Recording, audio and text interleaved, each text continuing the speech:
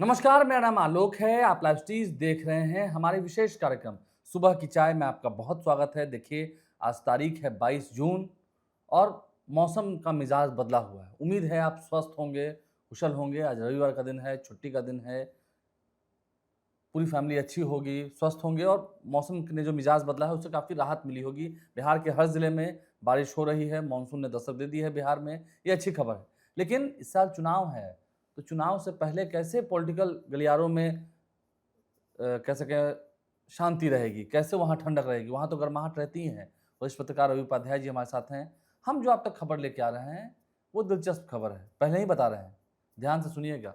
RJD और JDU के भीतर देखिए अब चुनाव आए हैं, उससे पहले उठा-पटक ये सब शुरू होना है क्योंकि जुलाई महीने में बिहार विधानमंडल का मानसून सत्र है, उससे पहले ही आपको उठा-पटक देखने को मिलेगा। कई ऐसे जो आरजेडी के नेता हैं, वो जेडीयू की ओर जा रहे हैं। कई ऐसे जेडीयू के नेता हैं जो आरजेडी की ओर आ रहे हैं। रवि उपाध्याय जी हैं। सही है जो जानकारी हमारे पास आई है, आरजेडी जेडीयू में बड़ा उलटफेर होगा क्योंकि नेताओं के भागने का सिलसिला। तेजस्वी यादव भी बड़े अच्छे ऐसे नेताओं को बुलाएंगे क्योंकि जान रहे हैं उनके पास सब्स्टिट्यूट अगला वही है। फिर जेडीयू भी तैयारी में है, वो भी कोई कम कसर नहीं छोड़ रही है। देखिए, निश्चित रूप से जो आप संकेत दे रहे हैं, जो बात कर रहे हैं, उसमें यही है कि आपको नवादा लोकसभा क्षेत्र, आप देखिए कि 2024 के लोकसभा के चुनाव में नवादा में किस तरीके से चुनाव जीतते-जीतते रह गए बाहर से प्रत्याशी आपको श्रवण दे कुशवाहा, नहीं, हाँ, उस श्रवण वक्त श्रवण कुशवाहा कुशवाहा हाँ, थे आरजेडी के। आरजेडी से थे हाँ, और विवेक ठाकुर जीत गए थे। हाँ, विवेक ठाकुर भारतीय जनता पार्टी के प्रत्याशी वहाँ पर जीते थे। हम्म, तो अंदर-बाहर की लड़ाई हो रही थी वहाँ और वो उसमें शिकस्त खानी पड़ी। कुछ न कुछ आरजेडी की तरफ से ही कुछ सेंधमारी हुई, हम्म, जो दिखाई पड़ा क्योंकि आप देख लीजिए कि बीभा देवी हम्म, के देवर, ऐसे कहा जाए राजवल्लभ यादव के छोटे भाई, हम्म। वहाँ से विनोद यादव लोकसभा का चुनाव में ताल ठोक निर्दलीय लड़े थे। निर्दलीय वो लड़े। जो एक वजह रही बिल्कुल। आरजेडी के हारने की। ये वही बता रहे हैं तो वो और उस उनके साथ में कहा जा रहा था कि विभा देवी भी घूम रही थी क्योंकि उनके पति के वो छोटे भाई थे। एक और विधायक थे प्रकाश हाँ, वीर, अब रजौली वाले। रजौली वाले प्रकाश वीर वह भी घूम रहे थे तो यह कहीं न कहीं यह एक बात दिखाई पड़ी। तो अब जो स्थिति परिस्थिति बन रही है वहाँ से कि नवादा में आप देख लीजिए कि वहाँ से कौशल यादव जदयू के बड़े नेता हैं, लगातार माने वो विधायक भी रहे, उनके पिताश्री भी विधायक रहे, हम्म। उनकी माताश्री भी विधायक रहीं। संबंध रहा जेडीयू से। हाँ, देखिए युगल किशोर सिंह यादव, उनके पिता नवादा से विधायक हुआ करते थे। अब समझ लीजिए गायत्री देवी उनकी माताश्री थी, वह भी विधायक होती थी। तो ये इस बात को समझ लीजिए और वो आपको कौशल यादव बड़े ही माने मजबूत नेता हैं उस क्षेत्र से। तो अब कौशल यादव का मन मिजाज डोल गया है। अब लगता है किसी दिन आप सुन लीजिएगा कौशल यादव राष्ट्रीय जनता दल का दामन थामेंगे। तो ये एक बड़ी बात आपको नवादा जो लोकसभा क्षेत्र में आपको कौशल यादव का आना और देखिए एक बात और समझ लीजिए, उनकी पत्नी भी है पूर्णिमा यादव, वह जो है सो वह भी कांग्रेस से जीती थी। तो ये एक बात को समझना पड़ेगा तो वह आएंगे तो उनकी पत्नी की भी एंट्री आपको कहीं न कहीं आपको होती हुई दिखाई दिखेगी। पड़ेगी। 2015 में यह भी विधायक आरजेडी की ओर आएंगे। आरजेडी की ओर आएंगे। 2015 में कौशल यादव भी जीते थे, एमएलए बने थे। उनकी पत्नी भी जो पूर्णिमा यादव की हम बात कर रहे हैं वह भी जीती थी। तो दोनों आदमी जीता था। इस बात को समझना पड़ेगा और तो कहीं न कहीं ये एक बड़ा आपको झटका लगेगा आप ये जेडीयू को। आरजेडी में भी तैयारी हुई थी। हाँ, वो आरजेडी को झटका देने की भी तैयारी है जेडीयू की। बिल्कुल, तो यही बता रहे हैं। अब देखिए कौशल यादव आएँगे, रेणु कुशवाहा जो कभी नीतीश कैबिनेट में मिनिस्टर हुआ करती थी, एमपी रही हैं। एक्स एमपी रही हैं, तो वह भी आएँगी, आपको आने की तैयारी है। आरजेडी के साथ। हाँ, आरजेडी के साथ। मटिहानी से जो विधायक की चर्चा है, जो पूर्व विधायक की, वह बोगो सिंह का नाम है। 333 वोट से हारे थे हाँ, तो राजकुमार सिंह से। राजकुमार सिंह लोजपा से थे उस वक्त। राजकुमार सिंह क्योंकि चले गए जेडीयू में, बिल्कुल। और बोगो सिंह की चर्चा है महागठबंधन में आएंगे। बिल्कुल। बात जो है वो अंतिम फेज में है। निश्चित रूप से तो वह भी अब इधर आएंगे तो यह देखिए एक बड़ा समीकरण आपको दिखाई पड़ रहा है उन सब क्षेत्रों में। और आप इसी तरह से राष्ट्रीय जनता दल राजद से हम जो बात कर रहे हैं, नवादा से विधायक हैं विभा देवी, राजवल्लभ यादव की पत्नी। राजवल्लभ यादव की पत्नी, उनके जो है सो कहीं ना कहीं जेडीयू में आने की बात कही जा रही है। इसी तरीके से रजौली से जो प्रकाश वीर हैं राष्ट्रीय जनता दल के विधायक, उनकी भी चर्चा है कि वह भी इधर आ सकते हैं जेडीयू की ओर, यह संकेत मिल रहा है। और अब तो एक और नाम की चर्चा है, बड़े नाम की चर्चा है, बनियापुर से केदारनाथ सिंह है, उनके भी इधर आने की चर्चा है। तो यह सब देखिए ये तो चुनावी ये तो होता है, होता है। कई चुनाव में हमने देखा है। बिल्कुल, ये चुनाव का मौसम है। चुनाव के मौसम से पहले जो भी प्रत्याशी होते हैं, वह जो सो पढ़ते हैं कि क्या समीकरण बन रहा है, उनके किधर। क्षेत्र के हिसाब से क्या समीकरण बन रहा बिल्कुल, है? तो वही उनके अपने-अपने क्षेत्र के हिसाब से, अपने-अपने क्षेत्र के गणित के हिसाब से ये लोग पाला-बदल इधर से उधर करेंगे। और वो देखिए, उनका एक ही है मकसद कि हमको जीत करके किसी भी हाल में येन-केन प्रकारेण हमको विधानसभा में जाना है। तो ये जो मंडल का जो इस बार अंतिम सत्र होगा, मानसून सत्र, मानसून सत्र, इस 17वीं हाँ, विधानसभा का। बिल्कुल, तो वो इसके पहले यह चेहरे आपको इधर से उधर होते हुए दिखाई पड़ेंगे। यह निश्चित रूप से इतनी बात तो तय ये है। बात तो तय है। चलिए, हम बात करेंगे अब आगे।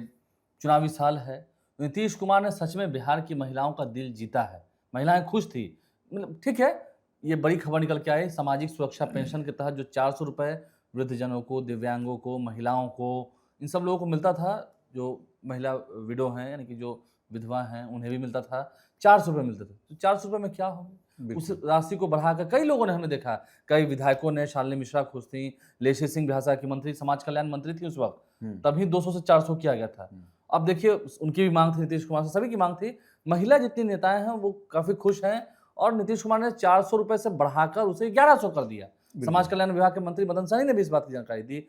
नीतीश कुमार ने ट्वीट करके जानकारी दी। उप मुख्यमंत्री सम्राट चौधरी ने कहा, सभी ने कहा। तो इससे महिलाओं में खुशी है। आंगनबाड़ी में और जीविका में जो दीदियां हैं, उनके लिए भी अच्छा किया गया। उनके भी जो बजट का आकार है उसे भी बढ़ाया गया। बिल्कुल, देखिए, ये सबसे बड़ी बात है कि आप देख लीजिए कि यह किसको दिया जा रहा है, सामाजिक सुरक्षा पेंशन। देखिए, इसका नाम ही है सामाजिक सुरक्षा पेंशन। माने समाज में अपने आप को आप व्यवस्थित रख सकिए, ठीक से रख सकिए, जोड़ करके रखिए। इसमें सामाजिक सुरक्षा पेंशन जो 400 रुपये की बात हम लोग कर रहे हैं, तो उसमें वृद्धा को मिलेगा, दिव्यांग को मिलेगा, और जो विधवा महिला है उनको दिया जाएगा। तो ये निश्चित रूप से एक बड़े तोहफे के समान है। और ये देखिए, पहले 400 और अभी 1100, तो दोगुना से अधिक कर दिया गया है राशि। ये इस बात को समझिए। तो ये 400 की जगह 1100 हो गया राशि, तो आप समझ लीजिए कि दोगुना से अधिक राशि है। तो निश्चित रूप से यह एक तोहफा सरकार ने देने का काम किया है। और लेकिन तब है कि नेता प्रतिपक्ष तेजस्वी यादव इस पर तंज कस रहे हैं। हाँ, यह जो है सो बड़ी बात उन्होंने कह दी है। नकलची सरकार। हाँ, नकलची सरकार। और देखिए, तेजस्वी यादव ने भी कहा था कि हम भी हमारी सरकार बनेगी तो सामाजिक सुरक्षा पेंशन 1500 रुपये करेंगे, यह कह रहे हैं। और वह उन्होंने दावा भी किया है कि हमारी सरकार बनती है तो 1100 की जगह हम 1500 करेंगे। तो देखिए, डबल इंजन की सरकार है। और नीतीश कुमार मुख्यमंत्री हैं, जदयू के राष्ट्रीय अध्यक्ष हैं, उनको भी यह समझ है, उनकी सरकार भी इस बात को समझ रही है कि कुछ दिन बाद अब चुनाव मैदान में जाना है, और ऐसे में हम सामाजिक सुरक्षा पेंशन नहीं बढ़ाएंगे तो लोग सवाल करेंगे। अब तो जदयू की ओर से यह भी कहा जा रहा है कि नीतीश कुमार अपनी प्रगति यात्रा पर थे, तो जो फीडबैक मिला था उसके आधार पर इसको बढ़ाया गया है। तो यह बात भी सही है। लेकिन अब आप समझिए कि एक बात तो अंदर खाने में यह चर्चा है कि इतनी महंगाई के जमाने में 1100 रुपया में क्या होता है, और वह भी आप दे रहे हैं दिव्यांग को, वह भी दे रहे हैं वृद्धा को, वह भी दे रहे हैं विधवा महिलाओं को। तो 1100 रुपये में जो इतनी महंगाई है, दवा का आप दवा भी लेने जाते हैं तो एक दवा 10 गोली आपको 500 रुपये में मिलता है। तो ये देखिए, ठीक है, आप दे रहे हैं 1100 रुपया, लेकिन वह राशि समुचित राशि नहीं हुई। इसको थोड़ा सा इंक्रीज करना चाहिए जो अंदर खाने में चल रहा है। और देखिए, दिव्यांग तो अब एक तरफ बधाई भी दे रहे हैं, एक तरफ दिव्यांग लोग ने प्रेस रिलीज जारी करके कहा है कि अब हम लोग सड़क पर निकल करके विरोध करेंगे, क्योंकि हम लोगों की मांग थी 5000 कर रही थी। तो ये देखिए, कई तरह की बात अंदर खाने में तैर रही है, अंदर खाने में चल रही है। अब देखने वाली बात होगी कि इसका एक्सेप्टेंस। लेकिन महिलाएं जो निकली उस मीटिंग से काफी खुश थी। उन्होंने नीतीश कुमार को भैया कहा, भैया हैं, उन्होंने किया है वही करेंगे। नहीं, ये भी कहा। वह देखिए, मुख्यमंत्री को तो धन्यवाद देने की बात ही है। कहाँ 400, कहाँ 1100, हम तो बार बार कह रहे हैं कि दोगुना राशि कर दिया गया, लेकिन वह समुचित नहीं है। ये कहा जा रहा है अंदर खाने में। यही लोग कह रहे हैं कि ठीक है, सरकार ने 1100 किया है, लेकिन यह कहीं ना कहीं यह आपको इसकी राशि को और सम्मानजनक करना चाहिए था, यही करना चाहिए था। कल देर रात को बड़े पैमाने पर प्रशासनिक खेमे में उलटफेर हुआ है। बिल्कुल। बिहार प्रशासनिक सेवा के तमाम जितने अधिकारी हैं, चाहे वो डीएसपी रैंक के हों या आपको कह सकें बीपीएससी के तमाम जितने जो नए आते हैं चुनकर, अभ्यर्थी जो चुनकर आए, बीपीएससी के अधिकारी हो गए, उनका भी जो पदस्थापना है वो कर दिया गया है। डीएसपी के भी तबादले हुए हैं, क्योंकि इस साल चुनाव है, बड़ी संख्या में हुई है। देखिए, नोटिफिकेशन कल देर रात को जारी हुआ गृह विभाग की ओर से। बिल्कुल, देखिए, यह सही बात है। 19 डीएसपी का, पुलिस उपाधीक्षक का स्थानांतरण और पदस्थापन किया गया है, नंबर 1। हम्म। इसी तरीके से बिहार लोक सेवा आयोग से चयनित जो बीपीएससी के पदाधिकारी जो हैं, पदस्थापना की प्रतीक्षा में थे, जो पदस्थापन की प्रतीक्षा में थे, वेटिंग फॉर पोस्टिंग थे, हम्म। वैसे 105 अधिकारियों को स्थानांतरण पदस्थापन किया गया जगह है, दिया गया उनको। जगह दिया गया है। तो यह निश्चित रूप से यह एक चुनाव से पहले सबको प्लेसमेंट करना जरूरी है, इस लिहाज से सरकार की ओर से यह आदेश निर्गत किया गया है। कल देर रात को किया गया है। बिल्कुल। हम बात अब करेंगे शिक्षकों की भी। बिहार के शिक्षकों को भी शिक्षा विभाग की ओर से पत्र लिखकर कह दिया गया है, क्योंकि सभी के ट्रांसफर्स हो रहे हैं, बिल्कुल 30 जून तक ज्वाइन कर लेना है।